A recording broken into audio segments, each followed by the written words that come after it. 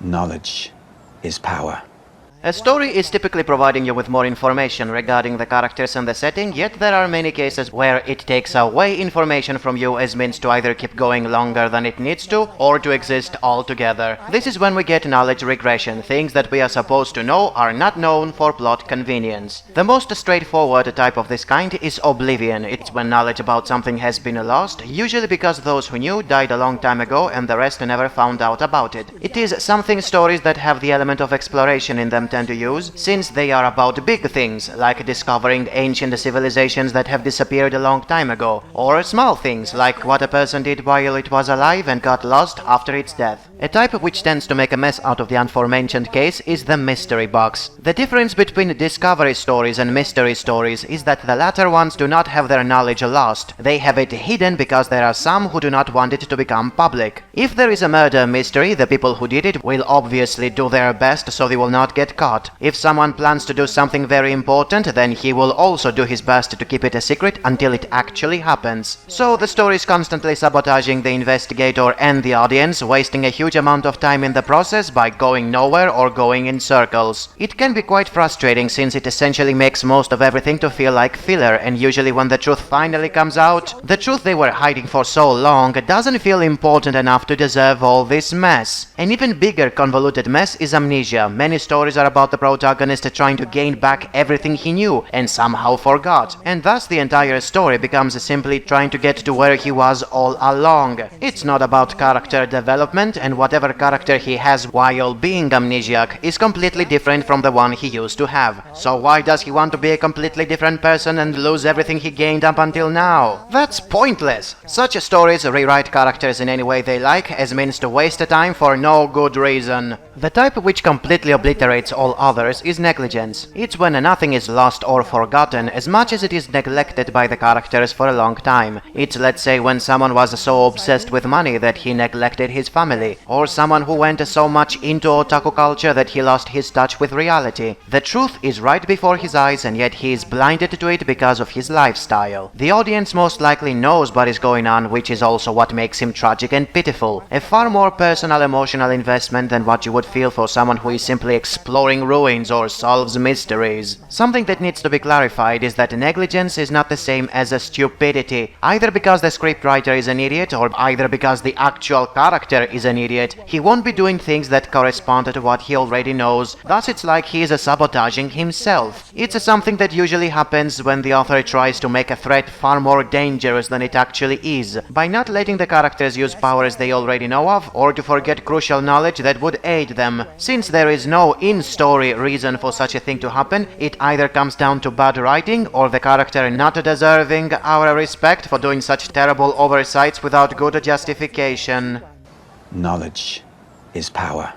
There are many shows where the protagonist is aware of being part of a fictional world. As a result, he makes a lot of meta-commentary that is used either as a satire of stereotypes or as a critique of them. A misconception regarding this is many who consider anything that is self-aware to also be ingenious or a subversion. It's not when the show is simply making fun of a formula. Since I talked about this in my video about the subversions, let's see the same thing from the perspective of the character. A more specific term for self-aware is a genre savvy, someone who knows how things usually play out and acts accordingly so things will be in his favor. There are many cases though where he is not truly savvy. If he only mentions them for fun but doesn't act upon them, then he is only a rhetorical savvy. It's something you see all the time in Gintama. It's only a reference, a joke, not something that affects the plot. There is also the case when he has limited knowledge of the formulas and only pretends to be knowledgeable. He will sometimes know, sometimes will not know, and sometimes will not do the obvious despite being fully aware of the situation. ReZero is the perfect example of this since the main character is a 100% pretentious savvy. I have a video on pretentiousness as well, so again, let's see this from the perspective of the character. The number one issue most have with the show is the shitty behavior of Subaru. There are dozens of topics by fanboys that are obsessed with explaining the amazing depth of his personality. One of them being he's self-aware, he's thinking ahead, he's not an average person. That is true only a fifth of the times. To the most part, he's acting like a complete idiot. He instantly knows the stories about people transported to magical worlds, but it takes him 2 deaths to realize he's part of a time reset story. He keeps saying he doesn't want to die, and yet there are times when he commits a suicide so he can do things all over again. He knows right away that he is not treated like a Jesus figure, and yet he constantly acts as if he is, despite becoming an asshole in the eyes of everybody. They try to make it seem like he was written to be like this. Hating Subaru for acting as he is supposed to is like hating Shinji Ikari for being a pussy. Only thing, Shinji never pretended to be savvy. Subaru does in a pretentious way. Unlike Shinji, he's not a dramatic character, he's a phony who deserves all the negative criticism. The same logic can apply to story writers. Tatsuhiko, the author of Welcome to the NHK, knew about hikikomoris because he was one. His story feels far more realistic than any other otaku pandering bullshit out there, because he was a savvy and focused on catharsis instead of escapism. Someone like Urobucher, on the other hand, has no idea of how to have relatable characters. His stories are supposed to be about human societies when there isn't a speck of humanity in them, because everybody's a plot device or a mouthpiece. He's only a savvy of torture for the sake of torture. His recent work is a wuxia show with puppets. I love the presentation, but my god, everybody's a retard. They sound like they know a lot but act as if they are stupid. They know the easiest and safest way to achieve something and yet deliberately take the hard and dangerous way instead. For example, they know they can simply defeat the generals of the main bad guy, take their skeleton birds and fly into his base. Instead of that, they choose to travel there on foot and go through a lot of deadly challenges. Hell, they don't even need to go there. The bad guy needs an item one of them is carrying. They can simply barricade themselves and wait for the bad guy to come in their turf instead of facing him in his own base. This is Pseudo-Savvy 101.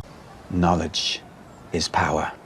Intelligence is always a big issue when it comes to fiction. A lot of shows attempt to present their characters as stupid, since being flawed makes a character easier to relate with compared to a picture-perfect Gary Stu. Real people make mistakes all the time, they are usually unable to control their emotions, express their thoughts properly, and make wrong decisions. That is why cringe is often seen as far more humane than perfect reasoning. This is taken to extremes in fighting shonen, where your archetypical protagonist is almost always a dumb teenager who never plans ahead and just storms into battle to save the day with hacks superpowers. Your archetypical villain, on the other hand, is cunning, works from the shadows and uses deception to win. They are indirectly telling you that being stupid is good while being smart is bad. But here's the thing, just making a character stupid is not enough to make him relatable. An example of which is the protagonist in Orange, a shoujo romance about a time reset nonsense. Nobody seems to like her, although she is behaving like a typical dense teenager. Why is that a problem? The answer is because the only thing that defines her is a stupidity.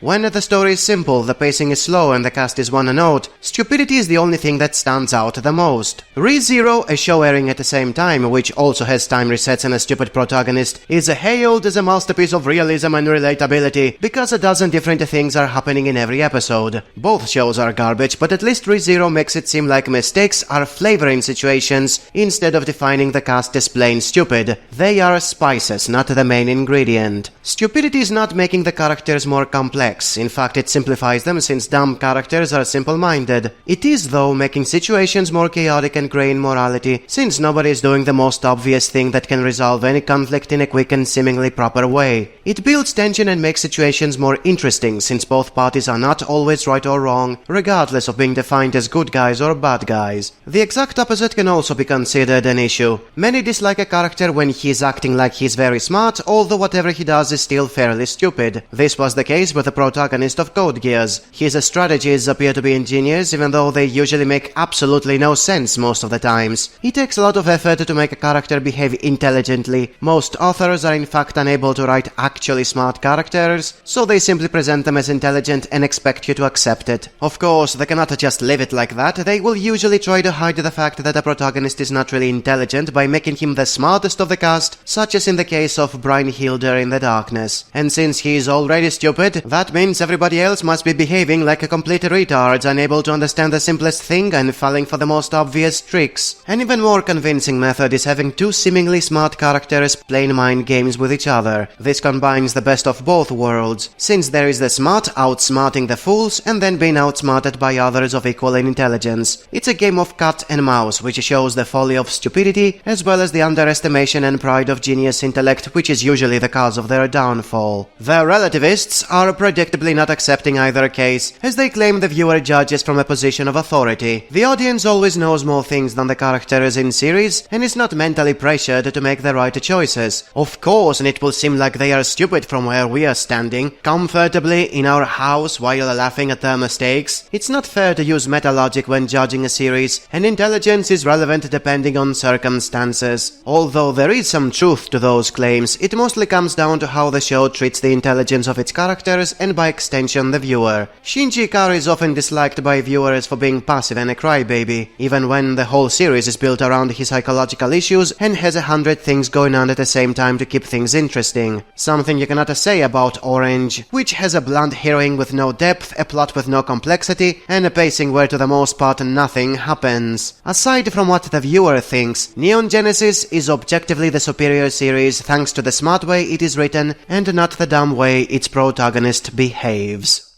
Knowledge is power.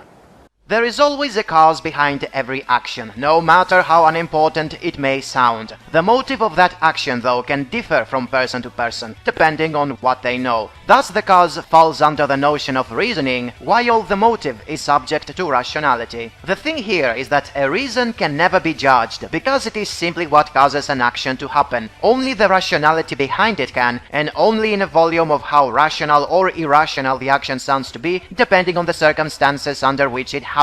For example, let's say someone became an alcoholic. The reason was because his wife left him. The rationality of this act is because he believed drinking would take the pain away, which is pretty irrational because it will only ruin his life further. There can be multiple interpretations for why something happened because every person can view an action differently. What has happened may externally look the same for everyone, but the explanation of why it happened can be completely different. If we use the same example from before, although the person who became an alcoholic has a reason which is justified in his mind, many others may have a different explanation because they have incomplete information, or are misinformed, or are looking at the whole thing from a completely different perspective that leads them to completely different conclusions. If I use a more extreme example, let's say someone beats another man almost to death. The reason was because he couldn't control his anger. The onlookers may think it's because he's a very violent and dangerous man, but if later they learn that the man that got bitten had raped the attacker's wife, then the whole situation will now feel completely different, and even reasonable under the circumstances under which it happened.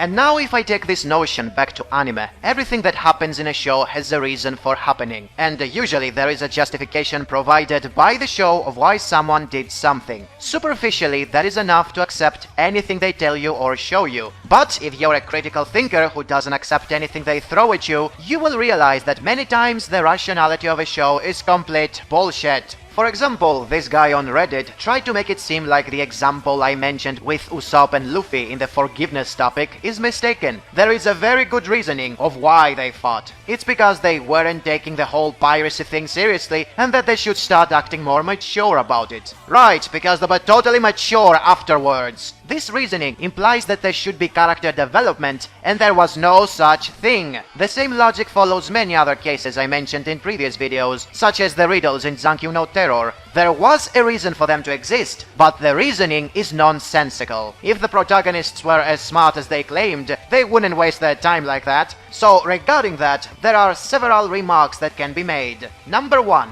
Disagreeing with the mentality of a character is no excuse to dislike the whole show. People who hate characters like Shinji from Neon Genesis or Makoto from School Days do it because they don't like their reasoning, and not because there is something actually wrong with the show. The real issue is when they say one thing and yet they do something completely different. This inconsistency is what makes them hypocrites or plain badly written. So basically, you're not supposed to hate a show for not accepting its logic. It was written to be like that, and there is nothing wrong with being what it is. You're supposed to criticize it only for not having consistency between reason and motive. Number 2. Many anime try to get away with this inconsistency by making the characters mentally or emotionally unstable. Basically, by having a cast made up of hormone-crazy teenagers with mental scars is the ultimate alibi for doing anything and making sense exactly because it doesn't make sense. You get all-time classic excuses of the sort, "They are teenagers!" and "People make mistakes!" And although it is so, a fictional work needs to have some sort of logic for the audience to follow it, and not to be completely random to the point everything is accepted as whatever, it's impossible to like or identify with something if it is formless and unidentified. Number 3. Many anime are deliberately leaving things vague and open to interpretation so the audience can give any explanation it wants. This is when we call a show ambiguous because its message is not clear, because it deals with grey morality. That sort of approach is very interesting because it doesn't try to spoon-feed you with some sort of agenda, but rather lets you decide if the agenda presented is beneficial or harmful, though there are two problems that usually ruin that. A. The first being how it's very hard for a show to remain impartial when presenting grey morality. There is a conflict in Monster, for example, where a doctor is really reserved about killing the villain, when he is supposed to save lives instead of taking them away. And yet it becomes clear pretty fast that he will save hundreds of lives if he indeed kills the villain. The moral conflict is there, alright, but it's not really grey. B. The second problem is when a show uses double standards in its morality so it can bend its logic in any way it likes. In Hunter x Hunter, for example, there is a very interesting concept regarding humanoid bugs which kill people. On one side, they are evil because they kill for fun. On the other, they are just following their instinct. And it becomes even more bizarre after it is revealed that they are in fact people which retain the memories of their former lives. The heroes who are sent to kill them are basically killing humans, not monsters. And the monsters are not always killing people as much as mutating them into more bugs. This fascinating concept is ruined when they constantly switch the behavior of the bugs to feel as if they are one-dimensional monsters in one episode and misunderstood humans with an identity crisis in another. It's very hard to know what they are as a whole because they don't act in a specific way. A similar thing happens with all empowerment fantasy titles, which are constantly using double standards to make the hero look cool and the villains to look despicable, even when they are essentially doing the same thing. Notorious cases include meritocracy in Mahuka, treatment of women in Sword Art Online, and talent in No Game No Life. They are essentially being pretentious and twist words and situations in order to present the same reason with different rationality. Bottom line, reason has to do with making sense of things, and is closer to impersonal logic. You are basing everything on actions and facts. Rationality is the quality or state of being reasonable, and it has to do mostly with personal bias. It's how you reach to conclusions and make decisions based on what you know, or what suits you the most. And the thing with rationality is that it can easily twist the logic so something can mean whatever you like it to mean, especially when you include emotional state, morality values, profit, personal beliefs, even faith. You can make anything to sound true or false, and when confronted you can just call it your opinion, so nobody can judge it. And that is what we call irrational. Knowledge is power. I found this video from a pseudo-intellectual who thinks he can give valuable lessons on good writing. This one in particular was about good magic systems. He was so vague he could be talking about anything and still be right. Well, let me tell you what I think about it. A magic system boils down to how elaborate the explanation about something actually is. There are stories with simple explanations and stories with complex explanations. The only thing that makes the explanation proper or perfect in this case boils down to how smart the story actually is. Dumb stories need simple explanations or soft magic systems. Smart stories need elaborate explanations or hard magic systems. If a dumb story attempts to have smart answers or elaborate explanations, it comes off as pretentious, because the characters cannot be smarter than the explanations they are giving. Similarly, if a smart show gives dumb answers or simplified explanations, then it basically undermines its own characters and themes, since complex situations cannot be given childish resolutions. Therefore, the perfect magic system is the one that fits the intelligence of the cast or the plot. There is no need to overthink it further. It is why in One Piece drinking milk regrows broken teeth and a doctor like Chopper is a completely worthless mascot character.